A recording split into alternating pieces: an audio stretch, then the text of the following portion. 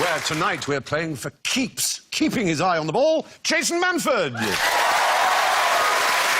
Keeping her ear to the ground, Sarah Millican. Keeping his nose to the grindstone, Bill Bailey. And keeping his pecker up in spite of everything, Alan Davies. And I'll be keeping the peace, everything on track, and the score. So, Jeepers Creepers, let's hear your peepers. Jason goes... Keep on moving. Sarah goes... Keep on running. Keep on hiding. Bill goes... Keep on rocking. Keep on rocking. Nice. Nice. And Alan goes... We'll keep on. Nice. The voice of your forefathers there, the ancestors, isn't it? Keeping a welcome in the inside. You did that. So, before we start... Well, they Pakistanis. Stop it.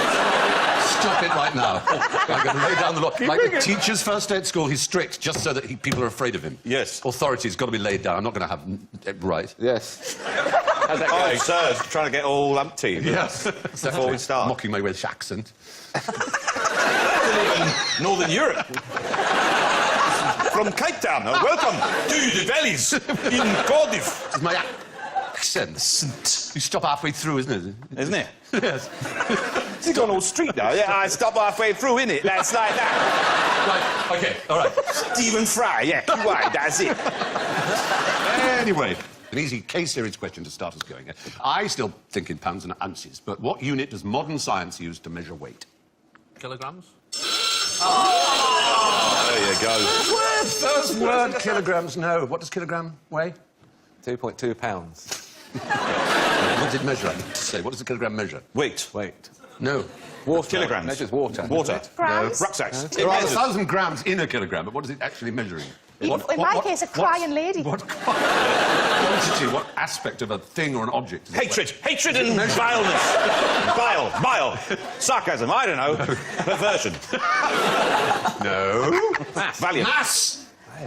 Yes. How many points did you get for that? A few. Yeah. You, I'm afraid, get taken away a few. I don't mind. That's it. You're in minus already. But you can get your points back if you can tell me what weight is measured in. So this is the time I shouldn't say kilograms again? Yeah, it doesn't begin with okay. K. No. No. Try one in the audience? What? They're good. Our audience is better than the average, let's be honest. Newtons is Newton. I was going to say that. You were going to say it. Say it now. Say it now. Keep on rocking. Newtons. It's how you said it about Oltons. Oh, yeah. See what you did there. No, the weight is the force resulting from gravity of mass, and that is how it acts on the Earth, is weight. And, of course, it varies according to the amount of gravity. That's right. Which is why it's not a constant, which is why... so if you're in a lift, even, you weigh slightly less. I know it sounds weird, but it's slightly less when you're dropping and slightly more when you're going up, if you stood on scales, if you were using them for weight. On the scales in my bathroom, when the batteries start going, because it's only got 3 digits, it says, it starts the word error, so it says E-double-R. But when you get on it, it just goes... It's like them not really wanting to tell you. How much away? I don't have bathroom scales, I've just got kitchen scales. Well, you could But I have measured bits of me on them. guess which bit. The left one's heavier. By how much? Some newtons. Very good. The kilogram is the only metric measure that still relies on a physical object, which is called the International Prototype Kilogram. And where do you think it's kept? Is it kept in the National Physics Laboratory? The National Physical Laboratory. No, it isn't. Queen, there is a Queen. replica of it in Has the it? National Physical Laboratory. Yeah. Here is... Everything's in There you go. Oh, it's there. Do we have Ian Robinson from the National Physical Laboratory? There, he's raising his hand. Hello. This belongs to you, yes? It belongs to NPL, yes. And this is a replica of the original IPK, yeah? It's the same size, but it weighs 400 grams rather than... Weighs or has mass It's of? massive. Yeah. You're a liar. And this is what's inside the case. It's so incredibly susceptible to either adding weight to it or taking weight away. The acidity of the fingers, the addition of dust. The original is... Well, where did the metric system originate? Built Wells. I don't know, France. France, you do know, Of you course, see, of course you know. So it's actually outside Paris, near Sèvres, where the porcelain comes from. It's made out of platinum iridium, and they're worried that it's put on the weight of a small grain of sand over the period since it was first made, in 1879. So they're going to change. They're going to change next year, possibly, or 2014, to using Planck's universal quantum constant instead of the Thank God for physical that. quantum. Yeah. Then they won't have to worry about bits of dust. What a worry as well, yeah. Yeah, what a worry. What a worry. Thank you, Ian Robinson, and the National Physical Laboratory. Thank you very much. Is there different parts of the world you could go and weigh more or less if you went to Yes, areas of great... America, we'd all weigh less there, wouldn't we? yeah. And light, how much does light weigh? And does sound weigh more than light? If you had a bit of sound there and a bit of light, you wouldn't do that. No. No, that's a bit suggestive, really, isn't it? Can you get in the bed before you put the light out? Ah, that's true, isn't it? Yeah. Yep. Yes. Turn the light switch on and then get into bed before it went dark. Oh, yes. It's difficult, but it can be done. It can. Muhammad Ali said that, didn't he? That he was so fast he could get into bed before the light went off. Yeah, and I think someone said, just get a bedside light. That's one of those ones. time. Yeah. Well, one of you those. can clap when you're in bed, and who doesn't like that? Ah, yes, but when... Ah, that's very interesting, because then you see what the sound... Just turn the camera off. What's that? You just turn the camera off. Could you do 2? Could you do 2 now? Thank you. Oh, sorry.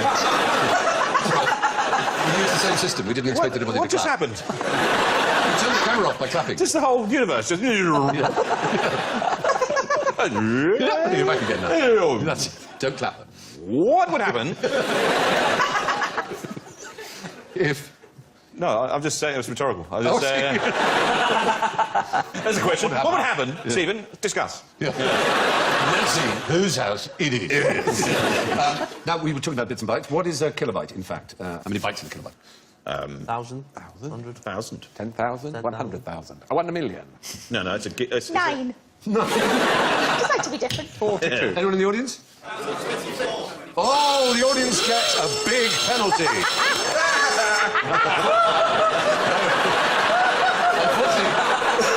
Unfortunately, our team... In your face! Our team isn't intelligent enough to know the wrong answer. You thought it was 2 to the 10, which is 1,024. But actually, according to the International Electrotechnical Commission, it is now 1,000, as you said, is the right answer. It's 1,000 bytes. So I beat all those people then? You did, by sheer fluke. Didn't you say 10, 100, 1,000? You Yeah, did. You started with 1,000. Basis. You did start with 1,000. And there is a new word for 1,024, which is a kibibyte, which is rather Oh, pathetic. come I know. on. They're just being silly now, aren't they? But it's IEC standard 6027-2. There you go. I'm sorry about that. It's not my fault. No, It I'm not happens to blaming be. you, Stephen. It's just... I know. Now then, finders keepers, losers weepers, right? That's the rules. Yes, Yeah. it is. Yes. Oh, what? You could have said no. That's a dirty trick, right? You've done this programme long enough to know that dirty tricks are I up. didn't think that even you would stoop So that low. well, I did. How dare you? It doesn't work in law. If you find lost property and don't make reasonable steps to discover the person to whom it belongs, then that's the crime of theft by finding. So how does this apply to if you're in the supermarket, right? And you put some fresh herbs in, and you're walking around, all oblivious, thinking no one's going to, mess with your head, and then before you get to the checkout, someone's nicked the herbs out of your trolley, and you go back, and then there's none left. That's a dirty trick. It is. This happened today. Moral bad citizenship. But it's not technically theft. No, that's not theft. It's bad citizenship because they weren't yours until you'd paid for them. No, so they were morally If they mine. took them after you'd paid, they were morally yours. I agree with you. How urgent were the herbs? Well, there was a chili con carne that was ruined because of the garnish, at least. If you decked that lady, I don't blame you. Smashed around the Smacked gizzard. around the head to the tomato. Don't do it again! She's learnt her lesson. So technically, with that rule, is if someone's done their full shop and they right at the end, and then they've just wandered off for a tin or something, you can go, right, I'll have that. That would be so involved. You've That's sort of vile. stolen their time. Don't actually do that. So you just Worst thing in the follow world. somebody around the shop who looks like they might like what you like. This is a wholly different question. Bill raised it. It's nothing to do with... It's a very important point. It is I'm just interesting. applying this Ethical ancient issue. law to the modern-day context. So you find something on the bus or on the street, Yeah, and you... or if, for example, you're a dry cleaner and you find a £20 note in a pair of trousers that's taken in, you don't think, oh, I can keep that. Well, that definitely is theft, because Yes. you know whose trousers Exactly. they are. Yeah. But, like, on the but bus also, or if you something. found a lottery ticket on the floor and then it was a winning number and you cashed it in and it wasn't yours, you would be committing a crime. Well, you wouldn't care, though, would you? Yes, you would. give me a million? You wouldn't be paid. You wouldn't get the money. You'd go to court. How, though? How would they know? They'd know because of the number and the time it was bought and the shop it was bought from. CCTV. So, in 2009, a Wiltshire couple got an 11-month suspended sentence for doing exactly that. They cashed a winning lottery ticket. Oh. I used to work in a cinema, and anything that was found on the floor in the screens, sort of depending on what it was. Yeah. So if it was an umbrella, it would go in lost property. If Yeah. it was a £1 coin, it would just, the guy, whoever, Conveniently would just... disappear. Exactly, yeah. But there was one time that a pair of used pants were found. And they didn't really... They sort of took them out on a stick, and they didn't really know what to do with them. And then 2 weeks later, they got a letter from a man saying, I was in the 11:20 showing of Titanic in Screen 6 on the 23rd of February, and I appear to have left my pants. Could you return them to me in the jiffy bag provided? I don't think I'd have put them in a jiffy. If it were used pants, No. they would have got in some sort of one of those things they put nuclear waste in. You know, lead-lined Casket. casket. Well, it is true that if you haven't made reasonable attempts to find something, well, we know that it's morally wrong. It and behoves also you to do the right thing. Yeah, we hope you will. But if property is deliberately abandoned, you can keep it. Now, let's have a round of keep still or scarper. I'm going to show you some dangerous animals, and I want you to tell me what you should do. Stand your ground or skedaddle for the hills, all right? Okay. So, let's start with the first animal. Here it is, it's a snake. With a snake, should you keep still or scarper? Keep on running. Keep still. Why? Because you're so terrified. The snake will not attack a moving object. In which case, you'd say you should move. What? You said a moving object. It will attack. Right. It will attack a moving object. It actually forgets you're there if you stand still. Yeah. It will just ignore you. I get that a lot. It's like being married. Does it depend on how fast you run? Because if you can run, They outrun can it. strike very quickly, and if you're close to it, just the act of turning to run would like that. If Oh, you fell really? for it. Okay. But certainly the best thing to do is just simply stand stock still and nothing happens. Well, you'd feel a fool if you stood still and then it bit you anyway. wouldn't You would! Your mobile went off or something. That's true. Keep true, your mobile, yeah. don't have your mobile on vibrates. That would be the worst, but they have marvellous sense of vibration. Yeah. OK, our next ones. Let's have a look at this little trio. Harmonising. Aw. Ha ha, you say, oh, they tear you to pieces. Three of a wolf pack. A wild. When they finish wolf. their song. So should you keep still? Should you keep still or scarper? Yes, Jason. I'm going to say Scarper. I'm afraid not. No, No. you should know they are coursing predators. They actually tear and eat things on the run. So that's how they like to eat. You should just shout, throw stones, pebbles, whatever, and then back slowly away, and you'll be fine. Shout at what? Like that. Throw things. I'm terrified. They're not used to that behaviour.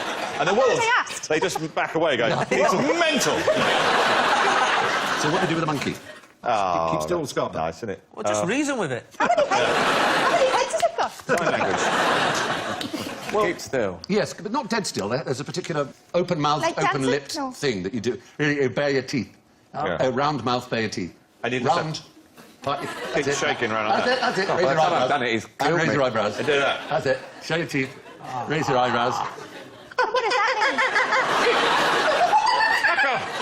Back off! You have monkeys, don't you? Yes, we have golden-handed tamarins. Oh, lovely. Are these? Did you have them round they your live in the house? house easily? They live in the house, yeah. Wow. Do they- Yeah, we don't let them out. Are they house trained? Yes, of course. That's amazing. Yeah. I think it was Jane Goodall discovered that when you try and house train a chimpanzee, their intelligence is of a different order, and it's kind of smart but stupid. And she had these chimpanzees, and when one pooed on the floor of this little wooden bungalow that she had in Africa, what she'd do is she'd make it confront its own poo, spank it on the bottom, and throw it out the window. And This is ground floor, yeah? it's it's a bungalow, yes. So she did that twice, and then the third time she saw one poo, slap its own bottom, and jump out the window. It's amazing. I think you'd have been really good. And you kind of go, That's not dissimilar to my daughter's nearly 4, right? And, Save her embarrassment they're all, for future shows. It'll be fine. I won't tell you which one. I've got twins. oh, fine. And, she's, you know, if there's a point where they're slapping each other and fighting, and you go, right, get on the naughty step. There's a point where she's so annoyed that she will just slap her sister, you know, in the face or whatever, and then just go and get on the naughty step herself. Oh. And sort of sit there with her face saying, it was worth it. That's very good. Very good. Excellent. Cows? Why would you need to? Well, you say that, but there are more than 50 a year. Really? Injuries caused by cows. 50 idiots. Particularly calving mothers. They can get more aggressive than bulls. fair enough, We're isn't afraid it? of bulls, but actually cows are, yeah. But presumably, if you're putting your arms up a cow's nunny to pull a calf out, Yes. she's allowed to kick you in the face. Oh, well, there'll be a bit of that. I don't know what we're talking about that. No, we're talking about... Ramblers. Actually, yeah, ramblers. And what happens is particularly dogs tease them. The cow then gets aggressive with the dog and chases the dog, and the dog, of course, yelps back to its owner. Yes. And then the cow will hurt the owner. They crowd you, don't they? And then if you Yeah. fall down, you get trampled. Yeah. So get So the you hell need out. to scarper. Yeah, you do need to scarper, Yeah. yeah. So, how do you get an ant to keep still? Keep on hiding. Sarah.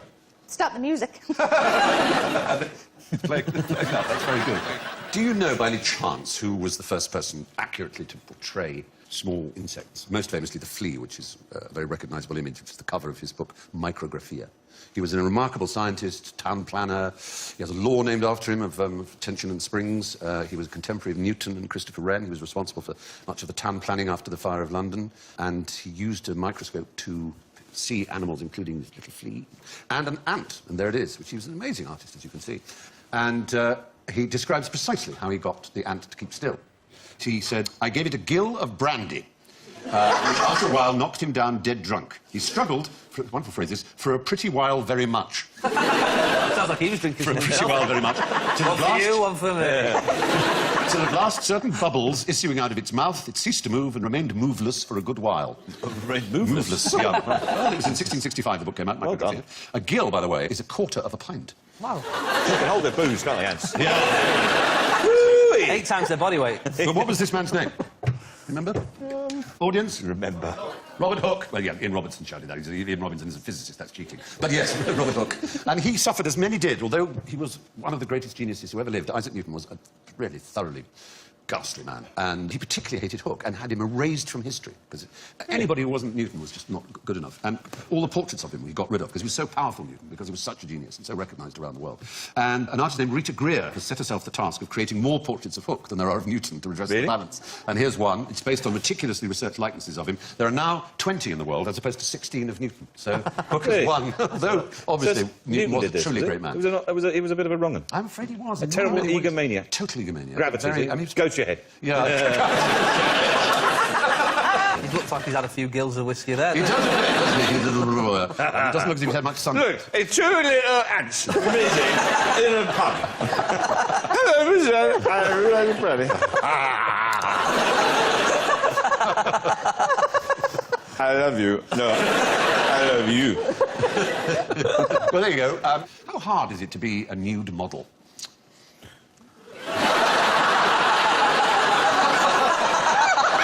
Don't you remember that? Oh, that was a good night.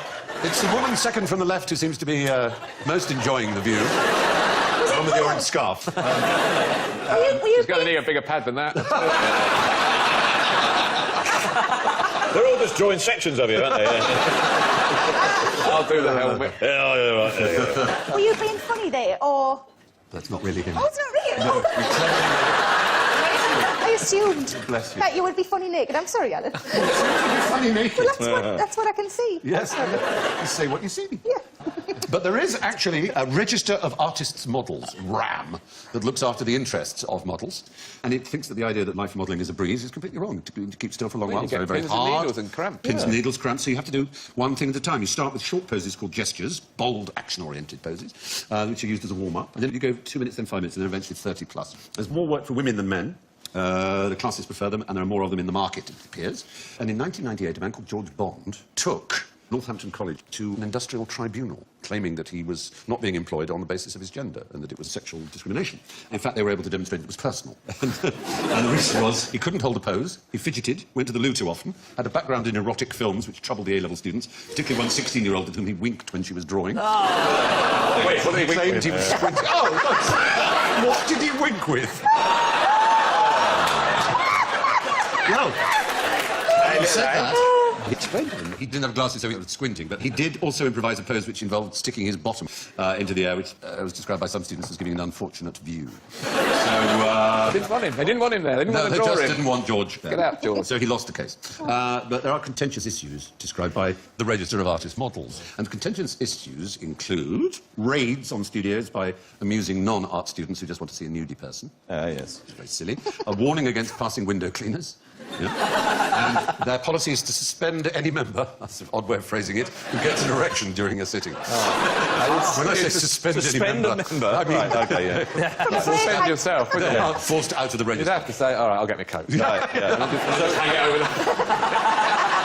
He's like being struck off then, is it? Yes, So, yeah, basically it is, yeah. You can never be a nude model. You can't ever if you be. can't control yourself. Absolutely. Well, there you there go. you are. That's RAM. Now, a question about keeping quiet. How quiet is the quietest place in the world? Well, quiet. Is it? There's an anechoic chamber somewhere in America. Is it? There is. There's one in Britain, too. And there's one here, Yeah. which is it's completely devoid of all sound. Yeah. And it sort of absorbs sound when you go in it. That's right. at the University of Salford, and it is minus 12.4 decibels. As you can see there, it's got all these sort of wedges and things to stop any kind of echoing. Actually, there's a hemi-anechoic chamber with a reverberation chamber as well in the National Physical Laboratory. And I went there and I recorded myself popping a balloon first in the reverberation chamber and then in the hemi-anechoic chamber, which is slightly less than a full anechoic, but still pretty bloody amazoid. Did I just say amazoid? You really did. Oh, God, I'm sad. Hang on. I am in the reverberation chamber. It's extraordinary. Wow. There's the balloon now. Remember that. Right. That's the balloon. That's the reverberation chamber. Okay. It's still going. Gee, that was fantastic. You're off your face in there, aren't you? And now I am in a hemi-anechoic chamber. Here we go. 3, 2, 1. Incredible. Flat sound. How exciting is that? There we are. Thank you to the National Physical Laboratory. So, who has the world's biggest mouth? Blue whale. Oh, the strange thing is, you're so close. The blue whale's the biggest animal on Earth that's ever been. It's the second biggest. Has the biggest mouth, oddly enough. Another whale, a different sort of It's whale. another whale, yes. It's usually found in the Arctic, Oh, right. under the ice pack. It's a hugely slow animal, beautiful. One was found recently that had an 1870s harpoon in it. It's still alive. They live a very long time. Good gosh. Huge things. They've got a lovely smile on their face that is curved, a bit like a bow. So they're known as bowhead whales. Isn't they marvellous? The idea of killing them is just they have the most blubber of any whale. That's probably why he's not so happy. Bowhead has a unique organ in its mouth. It's really nothing quite like it. It's the only thing that you could say is like it, frankly. There's its baleen plates, the sort of hairy, feathery bits that it sieves food with. Wow. But the bit underneath that isn't a tongue is actually more like a penis. And I know that sounds silly, but it's... Sounds great. Well, yes. I was supposed to just think that, sorry. It is a sort of material, I mean, a fleshy material that engorges... It engorges with blood and becomes absolutely huge Erect. with blood and erect in its mouth. Yes. And it cools it, because it takes all the blood right up and it pushes it out and gets the water out of it. So when it overheats, it's all this water goes... And all its blood is in its sort of mouth cock, if you could call it that. Well, you know, the way of calling... way of cooling its brain. It's the corpus cavernosum maxillaris, is its proper name. Mouth but it's a tissue... It opens the mouth, the Arctic water flows in, Mouth organ. cools the organ, and that cools its brain. So it's a kind of 12-foot-long penis in its mouth. 12 foot long, I mean, it's like a lamppost in length. I don't think he's a member of the Ram Society. So it's like its own thermostat, then, really. So Yes, it's absolutely, a cooling system. So, anyway, there's your bowhead whale. Now, that brings us to the business of the scores. Hey, you might say, damn, it's close. In first place, with -7, it's Bill Bailey. And second equal, with -9, it's Jason and Sarah. Oh, wow. Fourth place, with -10, is the audience. But our runaway loser, with -27, is Alan Davis.